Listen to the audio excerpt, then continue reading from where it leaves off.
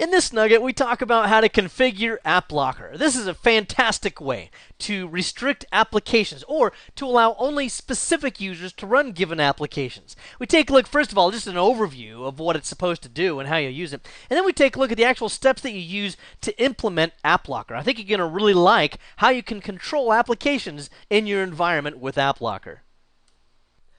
All right, when we take a look at something like AppLocker, we might say to ourselves, you know what, I'm not sure we really need AppLocker in our organization. Because look, all of our users have kind of pre-baked machines. They're all based on, maybe an image that already has all the applications that they need. And since they're not administrators, hey, they can't install more applications even if they want to. So there. Well, is that really completely true, though? Not necessarily. Let me show you something. Here I'm just logged on as you can see, I typed in a command prompt, who am I, /all. I'm logged on as Phoenix User 01. And if you look at the group memberships here, I'm not a member of the administrator's security group. So I'm just a user. I'm just the average user out there. Don't have any special privileges. Other than, apparently, I'm a member of the Phoenix Bookies security group.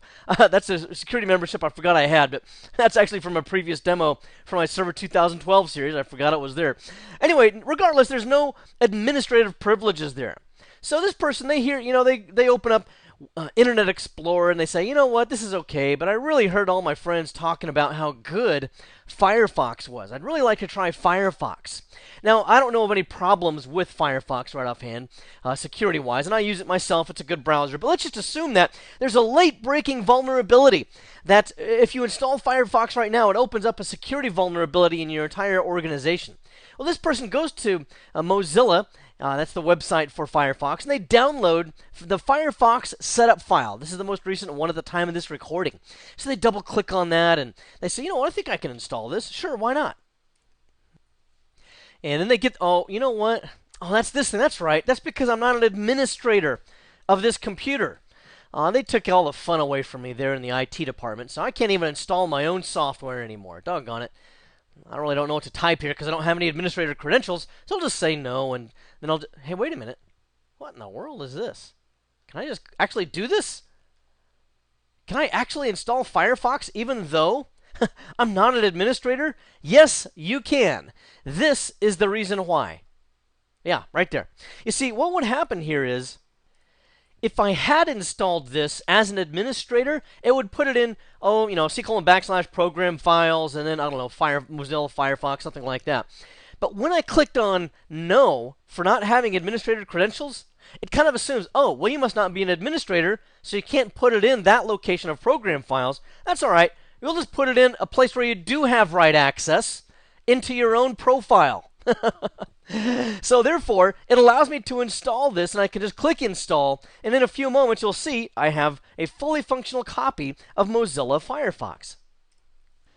So this is the kind of problem we run into when we have a pre-baked environment where we just assume that, oh, nobody could possibly install any software because they can't. There's other situations where they could also get a hold of software that you might not want them to get a hold of. Some examples of that might be, if they were an educated user, there's certain tips out there on the internet they could search for how to install an MSI even when you're not a user, an administrative user, for example.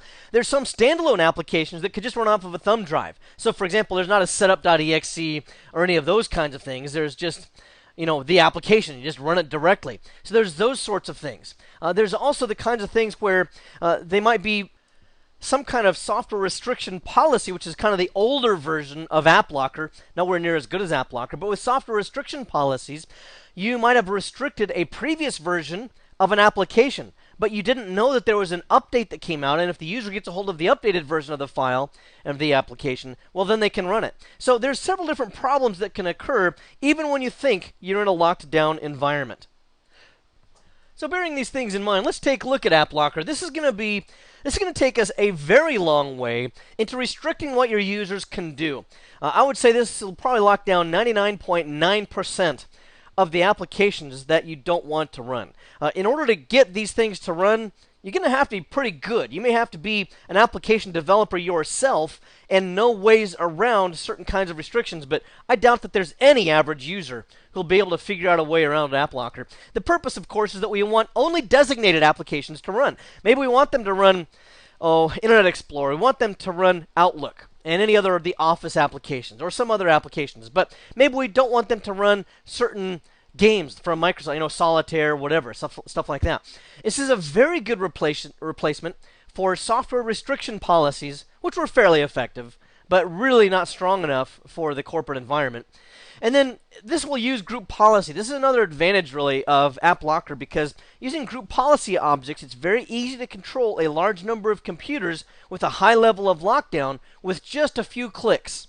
The methods that we use to do this, I'm going to show you as we go along, but there's several different things you can go. You can lock down, for example, executables. You can lock down MSI types of files, Windows installers, scripts, even DLLs, that sort of thing. So there's lots of different ways that you can lock that down, and you can apply certain conditions, such as what path the file is in. If it's in a certain path, then maybe you'd allow it to run, but in other paths, you would not want it to run.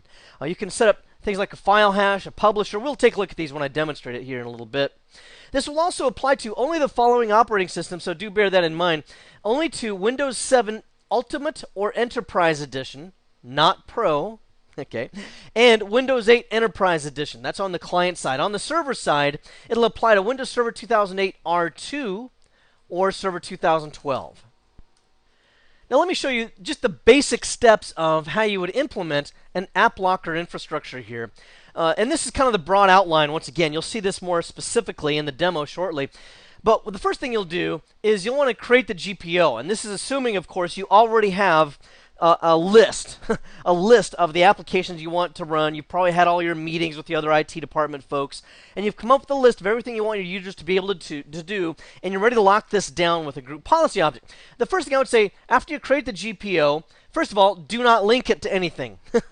Create the GPO unlinked or even disabled. Why?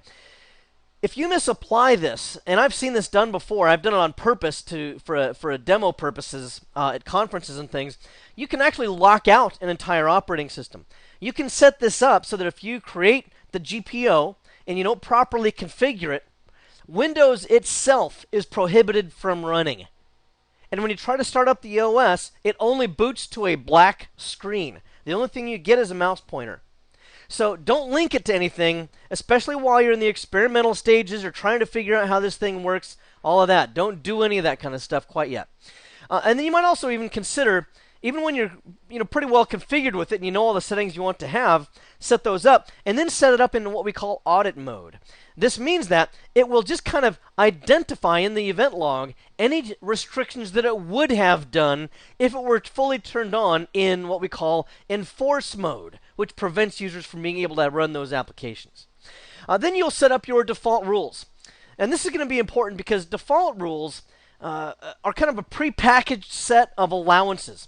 AppLocker really works on a whitelist. Okay? Let me explain what I mean by a whitelist. A whitelist means nothing can run unless it's on the whitelist. It's kind of like trying to get into an exclusive nightclub. You know how it is. You've probably seen this on TV and stuff like that. I would say you might have experienced it personally, but I know, like me, I'm a geek, so I never get invited to these hot nightclubs. Anyway, so the way they show it on TV is someone goes up to the exclusive nightclub, and the bouncer at the door says, "What's your name?" and you give them your name. And if you're not on the list, you don't get to go in and play. Well, it's kind of like that with these applications. Pretty much everybody is blocked unless they're on the whitelist. That's how AppLocker works. So when you set the default rules, you want to create a whitelist of everything that's usually in program files. I'll just abbreviate here, files. And you may also need to add in manually x86 because by default it only does program files, which would be your 64-bit apps. So you may need to add in x86. It'll also whitelist anything in the Windows directory. That's a good thing because you don't want to lock yourself out of Windows itself from running. So that might be a good idea. And then the other thing you might consider is automatically generate rules. There's a UI for that I'll show you here shortly as well. And what that would do is, in addition to all this program files in Windows, you can use it to also allow additional applications on a reference machine. You know how this works out. Usually we have some kind of a reference computer that we use for imaging or something. And this is what we're going to use to eventually create an image of it and then deploy it out to all kinds of maybe tens or hundreds of, or even thousands of desktop clients based on this image. Okay, so that's what this would be down here at the bottom. Just copies of this original image. Well, this image up here at the top, remember, we've talked about this before. It's such a good image. It's got a halo over it that just glowing. And we really want all of our users to have that. Well, we install all of our applications on this. App 1, app, why can't I write? App 2, app 3. And maybe some of those don't appear in the conventional program files, or there's another directory there that has certain scripts or something like that that we also want to run. Well, if you use this automatically generate rules, then it will suck up all of the running applications or all the applications that are on the hard drive for this reference machine, and it will add those to the whitelist. Okay, so that's how that works. And then you would also add any additional rules that you wanted to add, okay, for whatever reason. It could be that on a network server somewhere there's a script directory that you want scripts to be able to run, something like that. You'd also start this service, the Application Identity Service.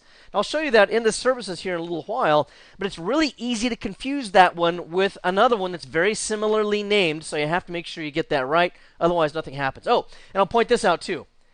I don't understand why this is. Microsoft confirmed this a couple of years ago with a friend of mine, Jeremy Moskowitz, and I. But I think they said it takes 5 to 10 minutes for this service to actually kick in. Even though you start it, and even though the service will be running, it doesn't do anything for a tape delay of, say, 5 to 10 minutes. Don't know why. Didn't get an explanation. There you have it. So you just have to wait a few minutes. Also, then what you would do is, once you're sure you got everything lined up properly, then link it. And of course, you will have tested this as well, and maybe had a pilot program, something like that. And then make sure that the group policy object refreshes on your targets, and then you'll probably want to restart those targets as well. All right, folks, before I go about showing you the proper way to configure AppLocker, I want to remind you of the last whiteboard we looked at, where at the beginning of it, I said when you create your GPO, don't link it to anything, right? That's because if you've misconfigured your AppLocker policy, you could cause your Windows machines to boot to a black screen. Wow. You might have been thinking, he's probably exaggerating. It can't be that bad. People, I was telling the truth. That's not like one of my usual stories.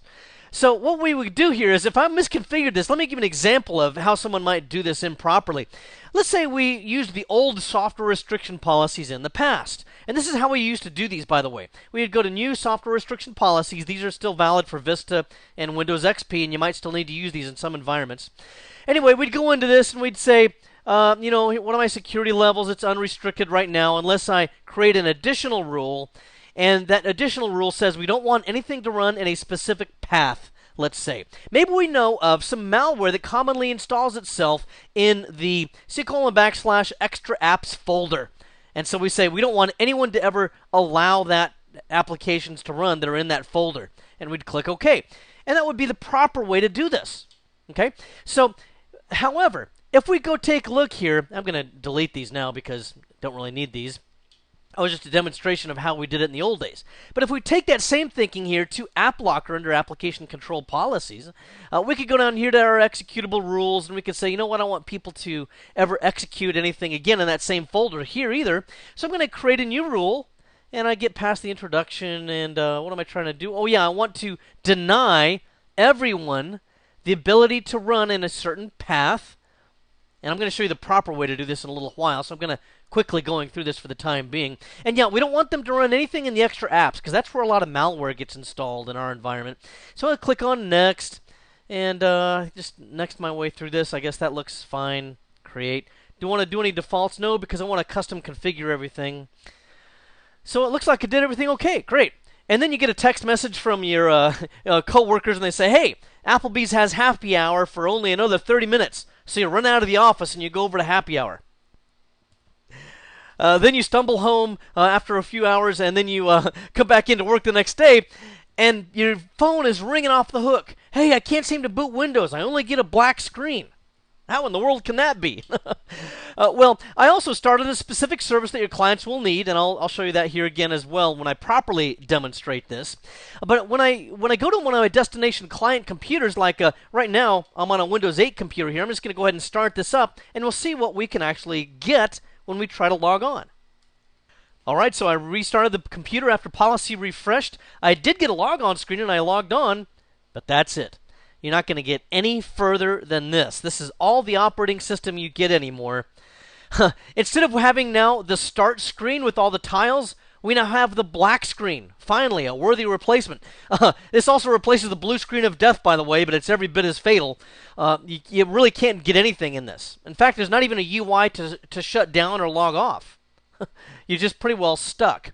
Can you imagine what could happen if you applied this to an entire domain? You would shut down pretty much your entire company all at once. So be very, very careful with this and make sure you configure it the way I'm about to show you here in a little while. To put your mind at ease a little bit, I mean, this could still be a career-limiting move or a career, a resume rewriting move. But if you do correct the policy, then if you're able to restart this computer, you might have to forcibly restart it by hitting the power button, which would be an ungraceful restart. Then it will read the policy again, but you might have to reboot it even a couple of times, and it should come back to life. But wow, is that ever disruptive. All right, hopefully I've scared you enough by now, and you're ready to move on and see how to do this the proper way. Let's take a look. So here I am in Group Policy Management. And what I'm going to do is, you can see I've already created an app locker policy, which is not linked to anything, which means that it's not going to hurt anything if I go ahead and configure this policy in the most restrictive way, because it's not linked to anything, so it's not going to actually affect anybody until I do link it. So I'm going to go ahead and edit this policy, and as I go down through here to Windows Settings and then Security Settings, you're going to see here that we have a couple of different places to edit policy. One of these is the old way, and one of these is the new way. The older way was software restriction policies, where we would right-click here and then choose New Software Restriction Policies. This is what we would do to restrict maybe our XP clients or Windows Vista clients. You do not want to configure those older backwards compatible clients using software restriction policies. And here under Application Control Policies, the App Locker policies, both on the same policy.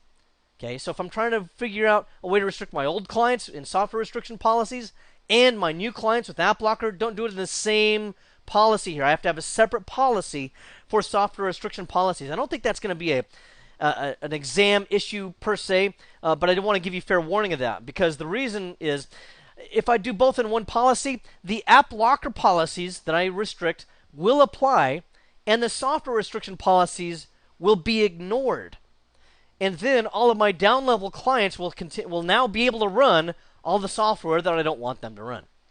So that's just a quick tip for you there. Okay, so if I click App Locker right here, you'll see that as I expand this down through here, I've got executable rules, installer rules, script rules, packaged app rules, several different categories that I can work with. And I can also get some help here. These are just help files that I go to. These three things here. They're in blue with a little arrow next to them. I can also configure rule enforcement, which if I click on this, it just takes me to the properties of App Locker. Notice that I can do the same thing by clicking here. This is kind of weird though. Watch this. When I right-click here and choose Properties, it pops up. It didn't do what I was hoping it would do. Very often, this actually pops under. I don't know why. It just pops underneath the UI, and you can't gain access to it. It kind of made a liar out of me, so now I got to try it again. I'm going to click up. Ah, there it does it again. Anyway, so if you're not recording, it'll pop under. Apparently, when you are recording, it pops up on top here. So executable rules are configured. Now, what this means is I want to enforce that no executables will run unless I whitelist them. Okay, same thing could be true with Windows installer rules. Okay, again, don't run them unless I allow them. Same with scripts or packaged applications, any of those kinds of things that I don't want to run, I can do. Also, there's an advanced tab, and you can apply this to DLLs as well, but I'd be really careful about that one because it's a little bit more processor intensive to analyze the DLLs, as well as the fact that DLLs change frequently and could cause problems here. So you might accidentally lock out a DLL that you actually do need, for example. So normally we don't use that unless we're quite positive that we need to have it. So once I've done that, then I can go down here to my various executable and installer rules and so on. So I click executable rules. This whole interface here, really, all it does is take you to other locations in here. Okay. So by clicking executable rules, all it does is take me to executable rules here. Then the next thing I could do here is I could automatically generate rules or create default rules. The default rules are probably the best way to go for right now, because what this will do, as you can see, is it automatically allows anything that is in the program files folder to be run by everyone. Oh, by the way, I kind of mentioned in a whiteboard that you might need to add the x86 program files as well. It's really not the way that works. You don't really have to do that. Let me show you why. Because when you do this, let me show you the path. Notice that it shows program files and then an asterisk. So this would include program files, and because of the variable there, it would also allow program files x86. So that would actually be included in that variable. Anyway, everyone can run that. Everyone can also run anything in the Windows folder. And if you're an administrator, then you can run any file anywhere. So a great way to not accidentally lock yourself out of a machine. Now, you'd also want to go through these other ones, such as the Windows installer rules. You could create the default rules there as well. Similar kind of an idea. It gives, in this case, it will allow all digitally signed Windows installer files and any installer files in the installer path. Again, administrators are not locked out of anything. Same kind of idea with the scripts or packaged apps. Okay, so all of these default rules, I would strongly recommend that you create these, at least as a baseline. Then if you want to go back through and modify any of this stuff, certainly you can do that. But this is a great place to start. Now, there's also the situation in which I might have an application that I want users to be able to run, or maybe only specific users, but doesn't exist in program files, doesn't exist in Windows, and it's not going to be run by administrators. It's something else. Good example of that here is something that I'm going to point to. Where is it? It's in my extra apps folder, and it's called Zoom It. What is Zoom It? That's something a lot of trainers use, but it's what I basically use to be able to do this. If something is in small letters or something, it makes it easier to see. I just does exactly what it says. It zooms in, right? So maybe I want people to be able to use that, and I only want, for whatever reason, let's say my Phoenix bookies to be able to see that because they work with a lot of spreadsheets with questionable numbers on them, and they want to zoom in on them to see them better.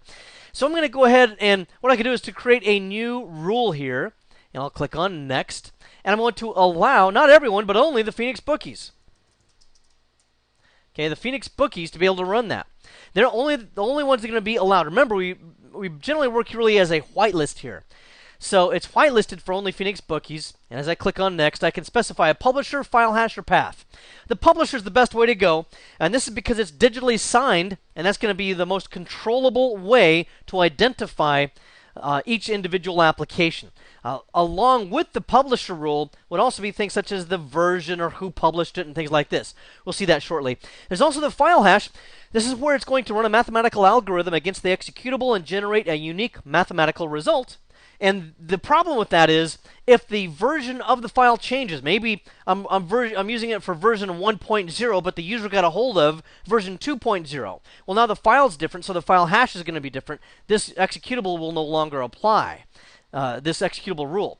So the other way would be to go with a path. So in this case, it was, what path was I in? C:\/ extra apps. But what if the user decided to move that to a different folder? Well, then this would apply differently, or would no longer apply. Okay, so that's another reason why the path rule is pretty much the weakest. Normally, you try to stick with publisher. If it's signed, you should go with publisher. If it's not signed, go with the file hash. That's your next best choice. Then we click on Next and browse for the specific file in question. It's on the local hard disk under the extra apps folder. You do have to make sure that this kind of predicates that on the user's destination computers, where I want this policy to apply, they must also have an extra apps folder, and they must also have the Zoom It application in that extra apps folder. You can see here all the specifics about that particular app. And what we can see here is it goes here from the bottom is the most specific, and to the top is most general. What this is saying is that I will allow this application to be run by the Phoenix bookies, the way I've got it configured so far, as long as it's version 1.7, and it's really locked into only that. If I move this up one, though, that would say I would allow it to run any version as long as it's named as Zoom It, and it's got this product name, and it's signed by these people. Okay? Or I could be more general than that and say, hey, anything that's got a product name of sysinternal Zoom It, I don't care what the file name is, don't care what the file version is. And again, up here, anything that's signed by Microsoft, don't care about the rest of it. Anything could run. or any publisher, which is very, very broad. You got to be careful of that one. Also, I could choose to use custom values. Notice that it's version 1.71.0.0. I could say that version and above, and if there's an upgrade that comes out, we want to allow that to run. Or we could say that version and below. Or we could say exactly that version. Maybe the version below has a security vulnerability. The version above causes our systems to crash. So we can only use this exact version, and that would be a custom value that we could designate there. There's really no other configurable options there. It's just text. So that would be one example of this. Okay, so let's just stick with that. It has to be exactly 1.71.0. And then here we could add an exception if we want to. Now, the exceptions are pretty granular, actually, and it's not always easy to figure out when you would even want an exception. But let me point out an example. Let's go back into this Zoom It idea here. I'll go back to Zoom It. And let's say that, I'm going to go into Extra Apps and Zoom It here. Let's say that we found out that, version 1.71.1, the version above it, crashed our systems. The version just beneath this, let's say it's 1.70.0.0, has a security vulnerability, but it turns out a lot of our users use version 1.6, and we found out that that's the version they have, that's the version they want, and they still want to be able to run it. We could use a custom value there and say we will allow just that one version, 1.6, exactly. Okay, so that would be an exception. So now they can run exactly the previous version we were looking at, or this version, but not the granular incremental upgrades and downgrades in between. So that's an example of how we could use an exception there. Then we would name this. It gives us all of this. So I'll just type, Zoom It. Zoom It. Something like that. And then a description if you want, and then we'll create it. Now what will happen here, of course, as you can see, is that the Phoenix bookies will be able to run Zoom It. And they'll have the exception if they have the older version of version 1.6 or whatever that was, they can run that one as well. Now, I also need to make sure that the appropriate service is running. The policy will apply wherever it's targeted. However, unless the service is also running, the clients will never actually apply anything that I've configured here. So what I need to do is to go up here to System Services. This is one way to do it. There's actually a couple of different ways. Then I could go to the application identity, not the application information or application experience, any of those that are similarly named. So you make sure you go to App ID. That's what this one is right here. Okay, then you can define the policy setting to start up automatically. This will depend upon the computer's refreshing the policy and reading this policy, where I'm configuring this, and then they would have to restart. You may not have the patience for that, though. So there's another way to do this as well, and what you could do instead is to go down to Preferences. Really just a matter of whichever one you want. If you have the patience for the first one, you can use that option, or you can go down to Preferences and Services, and then choose a new service. Now what will happen here is once I configure the policy that you see and apply it or link the policy to the specific OU where the computer account is, it will apply this on the next refresh and start up the service. What I need to do is to say I want it to start up automatically, and the specific service that I want is going to be the application identity service. And I want, let's see, I want to, where am I looking? Oh, yeah, here it is, service action. I want to start the service. So as soon as the client computer reads this group policy object, it will start the service and it'll run it automatically from that point forward. And then I can click OK here and we're good. Now you can see here the AppLocker policy is not actually linked to anything. So I need to link this to an OU that contains the computer accounts to which I want it to apply. That would be the Phoenix desktops in this case. Let me give you a quick tip here, by the way. If you want to forcibly refresh policy for all computer accounts in Phoenix desktops, in Server 2012, you can now right-click on that OU, as long as there's computer accounts in there, and then you can group policy update, and then you can just click on yes, and it'll actually apply that updated policy to all of those computers. Very, very handy. All right, well here I've restarted the computer and I've waited a few minutes for this service to start up. It could be that I even used this as license to go up to Chick-fil-A and get a delicious cookies and cream shake. Anyway, you can see I'm logged on as Phoenix User 01. That's the member of the Phoenix Bookies security group. Oh, you know what? I forgot about this. We still have this Mozilla Firefox. But see, I already installed that. So can I run it? Well, I double-click on it. Oops. No. The administrator blocked the program. Why? Look where it's located. It's not in Program Files or the Windows directory.